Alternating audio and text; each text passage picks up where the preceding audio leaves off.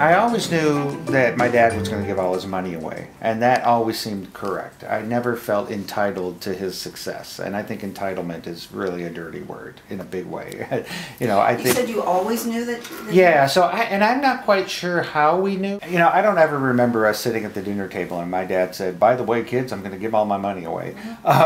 But somehow we all not only got that message, but understood it. It made sense. My dad looks at it in the sense that he grew up in a particular place and time, a particular gender and color and everything else that allowed him to just go in terms of how his brain was made and wired. And so because the society allowed him to do what he loved every day, the society should get the money back, basically. And it's really quite fundamental thinking. Yeah, and it makes sense. I mean, to me, that made perfect sense. I shouldn't get that money. The world should get it back because the world allowed him to do what he loved every day. Many cultures, most people would say, absolutely, I don't want my kids to suffer like I did or work as hard as I did. I mean, that's a very common, specifically immigrant, way of thinking, and generally, culturally.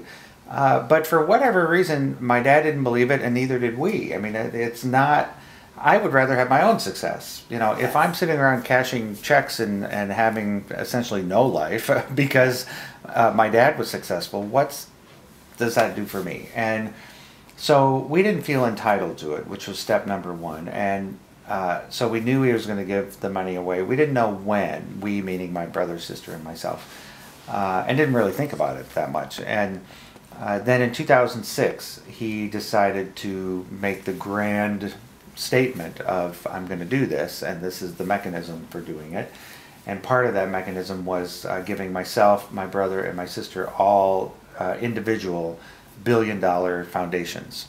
And we had smaller foundations to sort of prime the pump and get us thinking about things, but it was when it got to that scale that we really had to think deeply about what we were going to do and how we were going to do it. I am a big believer that the money can do a lot, but how you use the money can do potentially as much. Again, being an example. We joke about the fact that, he gave us $1 billion, but it's not ours. It's actually a huge responsibility to give away, which, again, ultimately is way more fulfilling. And each of you gets the opportunity to define it's our own how you want thing. to give away. Which I think, and my parents made that decision together, and I think it was a brilliant one because I think a lot of people say, oh, let's create a foundation for the kids and that'll get them working together and doing things.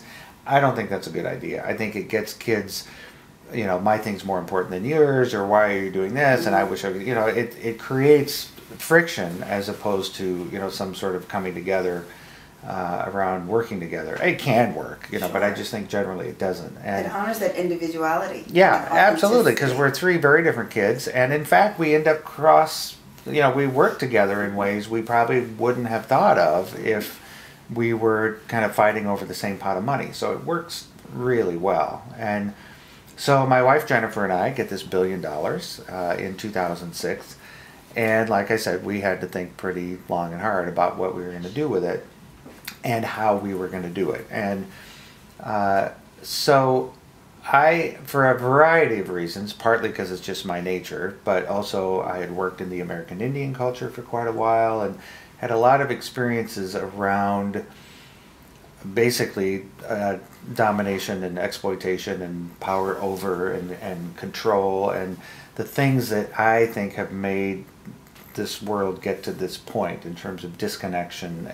So Jennifer and I were thinking, how can we right this ship? What can we do to help balance out this world? And while it isn't specifically gender specific, it does fall into the realm of, if you support girls and women, but girls really in particular, they are the, for sure, primary agents of this change that we're seeking, which is a nurturing, collaborative, partnership-based world. And so it was pretty clear early on that not only from a conceptual framework of how can we change the world, and it's probably through girls and women, but also a efficient investment framework, like what should we do with these dollars, an adolescent girl was the best place to put the money. So as we were looking at the landscape of the world and looking and realizing that girls were the greatest agents of change, it became very obvious that they were the undervalued asset. You know, that the adolescent girl is the thing in the world that if you support her and invest in her, you can pretty much sit back and she'll do the rest, because a girl is the only person that's going to be the mother of every child, right? So automatically, nobody can argue with that. And so automatically, if she's healthier, not to mention educated and empowered in economic ways and all those things, her children will be better off. I mean, that's undeniable, really. And what we found in the foundation work is what's extraordinary, really, is that, yes, educating girls is important. Empowering them with economic opportunity is important. Health is important. These are things that are critically important. But we found that just creating a safe space for girls, I mean, if you go into Calcutta or something and you create a little place where girls can come together after school or on a Saturday or something and just talk about their lives and their experiences, where they know they can just gather. Again, it's not going to happen tomorrow, but you can bet that it'll happen over generations, you know, that things will change.